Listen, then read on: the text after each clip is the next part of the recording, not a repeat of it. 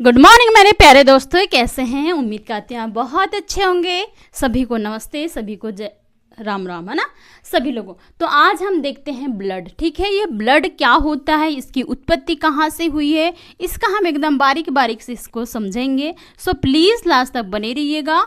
Video अगर अच्छा लगे तो इसे लाइक ज़रूर कीजिए और ज़्यादा से ज़्यादा अपने दोस्तों को शेयर करें, क्योंकि हम इतनी मज़ेदार क्लास इसमें करने वाले हैं, आज इतनी शानदार क्लास करने वाले हैं कि पूरे दिमाग में छप जाएगा। इतने एकदम बेसिक से इतना हम लेवल इसमें इकट्ठा कर लेंगे ताकि जो जितने भी बड़ी बड़ी एग्जाम होते हैं तो पूरा एकदम बेसिक से एडवांस के एकदम नीट लेवल का हम करेंगे। और पूरी क्या है, एनसीईआरटी है, एनसीईआरटी बेस एकदम हम पूरी ब्लड वाला चैप्टर पूरी थ्योरी को हम करेंगे। ठीक है, तो चलिए हम शुरुआत करते हैं। सबसे पहले हम देखते हैं ब्लड, रक्त। रक्त क्या होता है? तो रक्त क्या होता है, एक तरल संयोजी ऊतक है। ये क्या है? तरल संयोजी ऊतक है। क्या है? एक तरल संयोजी ऊतक। मेरे प्यारे बच्चों, संयोजी ऊतक क्या होता है? तो संयोजी मीन्स होता है कनेक्टिव। क्या होता है? कनेक्टिव। कनेक्टिव मीन्स होता है सभी कोशिकाओं को जोड़ने वाला। कौन कौन सी कोशिका? कनेक्टिव मतलब जोड़ना। तो जितने प्रकार की भी जो कोशिका होती है, बहुत सारी कोशिकाओं को जोड़ने का जो होता है, जोड़ने वाला गुण होता है, उसको ही संयोजी कहा जाता है। ऊतक मतलब बहुत सारी कोशिका का समूह ऊतक कहलाता है। मतलब ये बहुत सारी कोशिका को जोड़ करके बनता है, इसलिए इसे क्या कहा जाता है? तरल संयोजी। तरल क्यों कहते हैं? एकदम पतला होता है इसलिए तरल कहा जाता है। संयोजी मतलब सभी कोशिकाओं को जोड़ के बना हुआ होता है, जुड़ के बना होता है, इसलिए संयोजी कहा जाता है। और बहुत सारी कोशिका से मिलकर के बना होता है, इसलिए इसे क्या कहा जाता है? ऊतक कहा जाता है। भाई बहुत सारी कोशिका, कौन कौन सी कोशिका? तो हम ब्लड में कौन कौन सी कोशिका पाई जाती है? आरबीसी पाई जाती है, डब्ल्यूबीसी पाई जाती है, और क्या पाई जाती है? प्लेटलेट्स पाई जाती है। क्या हो जाती है? प्लेटलेट्स पाई जाती है। ठीक है, आरबीसी, डब्ल्यूबीसी, प्लेटलेट। आरबीसी को क्या कहते हैं? आरबीसी को red blood cell, white blood cell, और इसको प्लेटलेट है बिम्बाणु भी कहा जाता है। इसका नाम क्या है? इरिथ्रोसाइट। क्या हो जाएगा? इरिथ्रोसाइट कहा जाता है इसको ल्यूकोसाइट कहा जाता है विज्ञान की भाषा में। मेडिकल साइंस की लैंग्वेज में इसको क्या कहा जाता है? डब्ल्यूबीसी मतलब डब्ल्यू मतलब ल्यूको मतलब ये होता है सफ़ेद होता है। ल्यूको मतलब जितने भी हम सफ़ेद चीज़ों का वर्णन करेंगे उसको क्या कहा जाएगा? ल्यूको। और साइट मतलब होता है कोशिका। कोशिका के अध्ययन को साइट कहा जाता है। तो सफेद कोशिका मतलब ल्यूकोसाइट। ठीक है, इसको बिम्बाणु भी कहा जाता है। इसको क्या कहा जाता है? बिम्बाणु कहा जाता है। ये तो बाद की में। तो सबसे पहले हम देखते हैं कि तरल संयोजी ऊतक से मिलकर के बना होता है। भाई बात आती कि भाई ब्लड की उत्पत्ति कहाँ से हुई है? तो ब्लड की जो उत्पत्ति हुई है कहाँ से हुई है? ये मेसोडर्म परत से हुई है। क्या हुई है? मेसोडर्म परत से हुई है। गाइस ये मेसोडर्म परत क्या होती है? तो मेसोडर्म परत जैसे कोई नई जीव की उत्पत्ति, जैसे ये अंडाणु है। क्या है? ये अंडाणु है, और ये क्या है? स्पर्म है। इन दोनों के मिलने से क्या होता है? जाइगोट का निर्माण होता है। इससे क्या होता है? जाइगोट का निर्माण होता है। तो ये क्या होते हैं? एक कोशिका में बनती है, एक कोशिका से दो कोशिका बनती है, दो कोशिका से ये क्या बनती है? चार कोशिका बनती है, चार से कितनी? 8, 8 से 16, 16 से 32। इस प्रकार इसकी कोशिका क्या बन करके तैयार होती आती है। जब 32 कोशिका बन जाती है तो इस प्रकार के रूप में होती है। क्या होती है? इस प्रकार के रूप में होती है। जो ये बीच वाली परत होती है तो इसको क्या कहा जाता है? मेसोडर्म कहा जाता है। क्या कहा जाता है? मेसोडर्म कहा जाता है। इसको ऊपर वाली परत को एक्टोडर्म कहा जाता है, और इसको क्या कहा जाता है? अंदर होने के कारण इसको एंटोडर्म कहा जाता है, और बीच में मध्य में होने के कारण क्या होता है? इसको मेसोडर्म कहा जाता है। ये मेसोडर्म के कारण ये पूरी ब्लड से बनी होती है, खून से बनी होती है, रक्त से बनी होती है।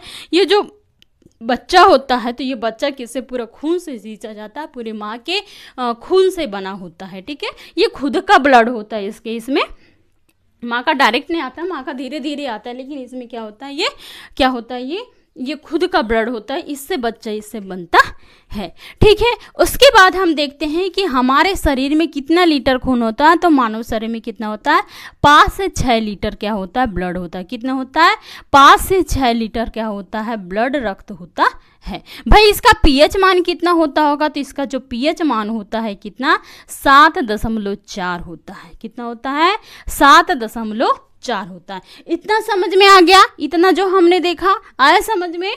ये एक तरल संयोजी होता है। तरल क्यों कहा जाता है, क्योंकि एक पतला होता है, और संयोजी मतलब बहुत सारी कोशिका से मिलकर के बना होता है, जोड़ करके बना होता है, ऊतक बहुत सारी कोशिका से मिलकर के बना होता है, इसलिए तरल संयोजी ऊतक कहा जाता है।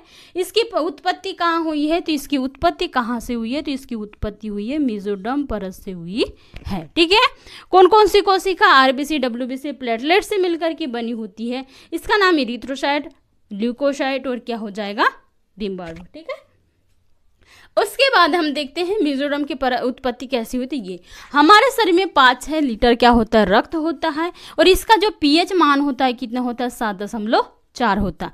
भाई हमारे ओवरऑल जो वेट होता है, वजन होता है, हमारे वजन का कितना प्रतिशत होता है, ये 7% होता है। वजन का कितना होता है, हमारे पूरे वजन का 7% होता है। ठीक है,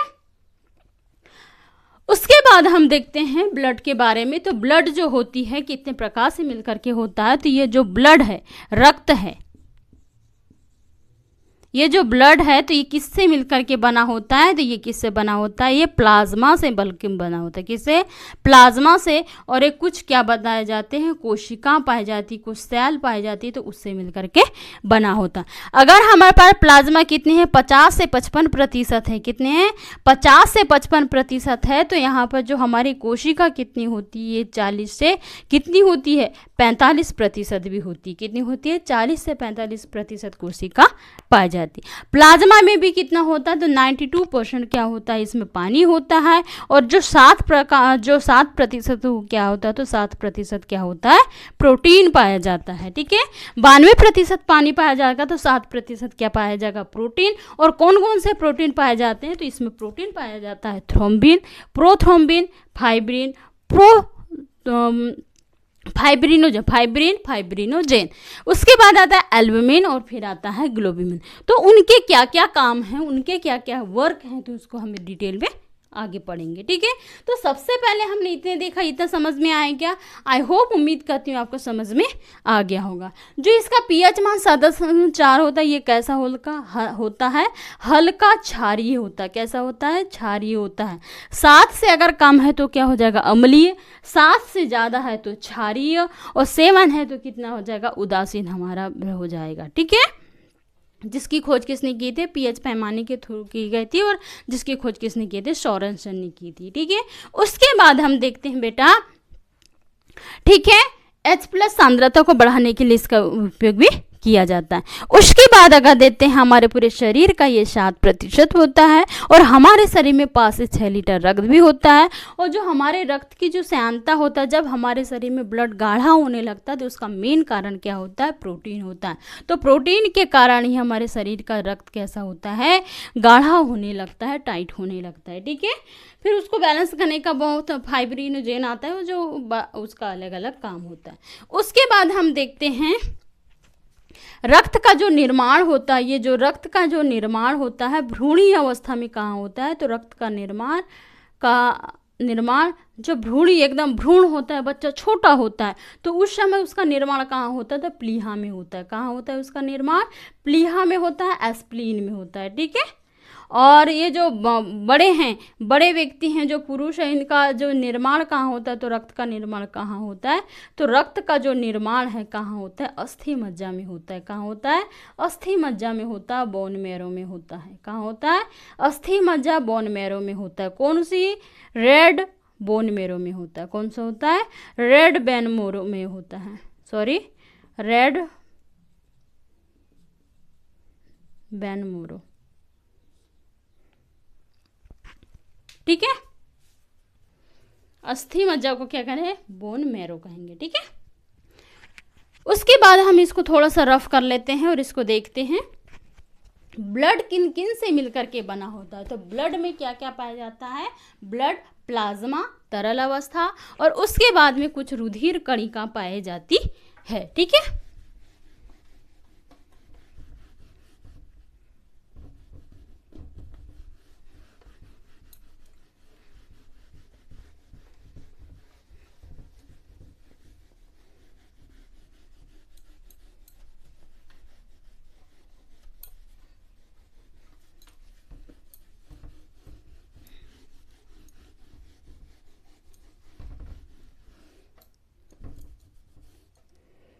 तो जो ये रक्त है, ये रक्त किससे मिलके बना होता है? ये प्लाज्मा से होता है, प्लाज्मा, और कुछ होता है रुधिर कणिका। क्या होता है? रुधिर कणिका। प्लाज्मा कितने % से मिलकर के बना होता है? ये 55 से 60% पाई जाती है, और यहाँ पर कितना पाया जाती है? 40 से 50, 40 से 50%। अगर ये 55 से अगर 60 है तो ये 45 से कितना आ जाएगा? 40 आ जाएगा। ठीक है, तो जो ये होता है तो 50 से 55% ही इसमें क्या होता है? पानी पाया जाता है, इसका तरल भाग पाया जाता है, प्लीज है। ठीक है, उसके बाद ये 55 से 60% होता है। ये रुधिर कणिका जितनी भी होती थी ये 40 से 45 होती है। ठीक है, उसके बाद में हम देखेंगे ये प्लाज्मा है। ठीक है, इस प्लाज्मा में भी 92% क्या है? पानी है। क्या है? 92% क्या है? पानी है, और 7% क्या है? इसमें क्या है? कुछ प्रोटीन्स पाए जाते हैं। क्या पाए जाते हैं? कुछ प्रोटीन्स पाए जाते हैं, इसको हम बाद में देखेंगे। ठीक है, कुछ पानी और प्रोटीन। भाई कौन कौन से प्रोटीन? तो ये पहले प्रोटीन आएगा thrombin, prothrombin, fibrin, fibrinogen,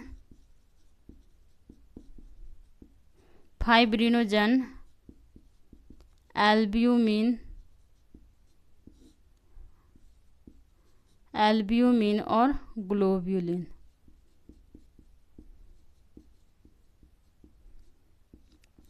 guys इसका क्या काम है? ये जो थ्रोम्बिन है, प्रोथ्रोम्बिन है, फाइब्रिन और फाइब्रिनोजेन है, ये जो 4 प्रोटीन पाए जाते हैं, इसका क्या होता है? रक्त का थक्का जमाना इसका काम है। क्या है?